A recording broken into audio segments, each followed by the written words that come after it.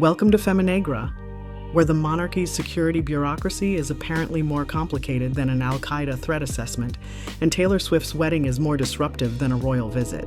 This week, we are looking at three things: the double standards that prop up Kate's carefully managed image, the PR machine that keeps her intact, and the security crisis that has separated Harry from his family. First up, the double standards. The frame here is a simple question. What happens when the same behavior gets celebrated in one woman and punished in another, and the only meaningful difference is who she is? Ms. History opens with Richard Eden's own words, setting up the quote, "This is Eden describing Meghan's 2018 Wimbledon appearance." Engineered.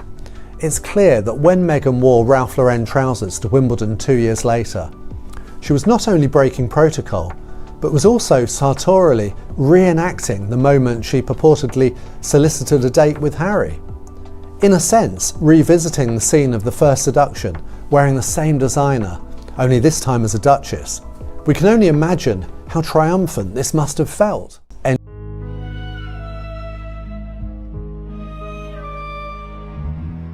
So, trousers become seduction by another means. Kate wore a trouser suit to Wimbledon in 2026, and the same outlets called it elegant and modern. The hypocrisy, as Ms. History puts it, you could spot from space. And the language around Meghan has always carried that extra freight. Eden's framing makes her sound calculating. The reality, as the Post notes, is that Harry pursued Meghan. Harry asked her out.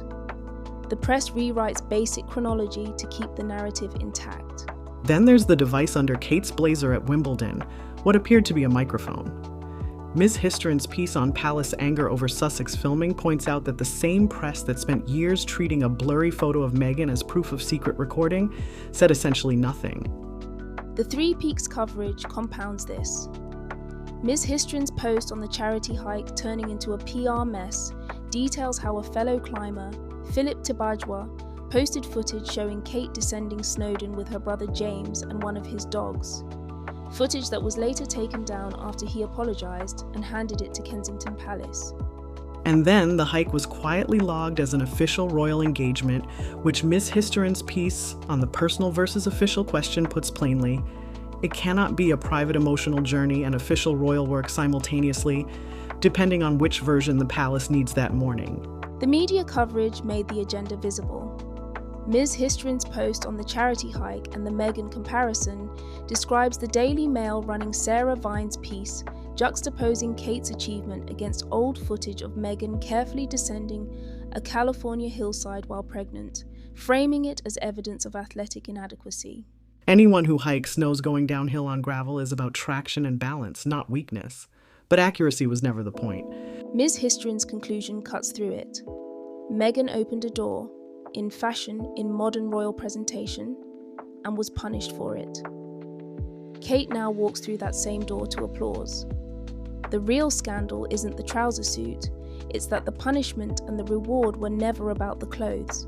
From what the press will and won't protect to what the state will and won't provide, Harry's security situation is a different kind of double standard entirely. The question this segment answers is stark. How does a country leave a high-profile prince, his wife, and 2 young children without adequate protection when credible, documented threats exist? Ms. History's post on the terror plots cites the ITV News report directly. There are at least 6 plots against the Duke from jihadist and right-wing threat actors that have targeted other high-profile Britons. The Metropolitan Police are tracking nearly 500 potential stalkers, half of whom have demonstrated a threat against Harry, Meghan, and their children. And his private security team cannot carry firearms on UK soil. The report's own conclusion is that only UK police with RAVEC authorization can provide adequate armed protection. So when he arrives, he gets a liaison officer's phone number. Do you think Prince Harry should be on that list, on that protected list? Yes. So there you go, that's cutting straight to the chase. And I'm not supposed to talk about these things, but I think the way he's been treated. Meanwhile, a Confederate flag was flown at Sandringham during the horse driving trials, the same week Harry and Meghan were preparing to return to UK soil.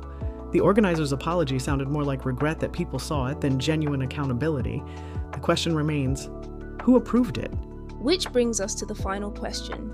Was the Buckingham Palace accommodation offer ever genuine, or was it always a briefing exercise designed to cast Harry as the problem? Many media outlets initially reported a confirmed acceptance. Here's what Harry's spokesperson said to ITVX. Once those arrangements were in place, he was able to formally accept the offer of accommodation for himself over the weekend. It is therefore disappointing that the offer has now been withdrawn, with Tuesday's judgment in the Associated Newspapers Limited case cited as the reason. Buckingham Palace has, however, been aware of that judgment since last Thursday. So the palace knew about the judgment days before withdrawing the offer. The timing argument, that Harry accepted too late, doesn't hold up against that sequence of events. And the reason given shifts each time the story moves. First, it was a missed deadline, then it was staffing, then it was constitutional inappropriateness because Harry sued a newspaper.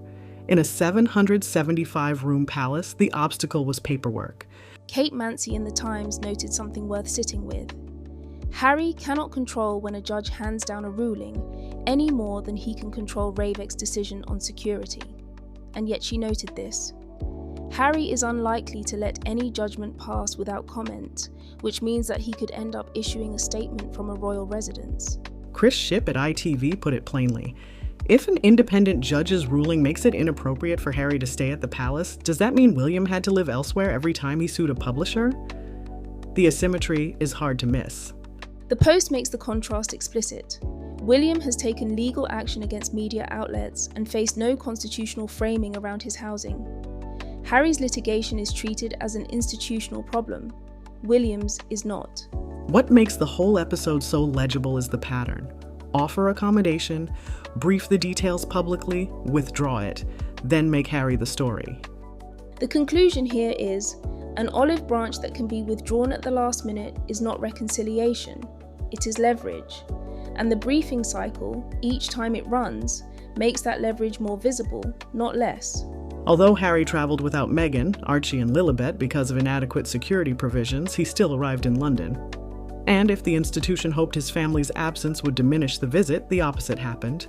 Harry attended the premiere of Misan Harriman, Shoot the People, joining filmmaker Andy Mundy Castle, Misan Harriman, and Afua Hirsch to celebrate the documentary's release.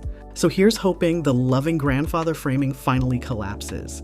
If Charles truly loved his son and mixed-race grandchildren, he would not have made their safety a negotiation. Security as leverage and image as product. It is the same question in different rooms. And the answers keep pointing the same direction. Who gets protected? Who gets scrutinized? And who gets to decide? More of that next time. If this resonated with you, hit the like button, subscribe, and share it with someone who needs to hear it. And if you want to go deeper, with full articles, receipts, and unfiltered analysis, head to the link in the description. We publish what others won't.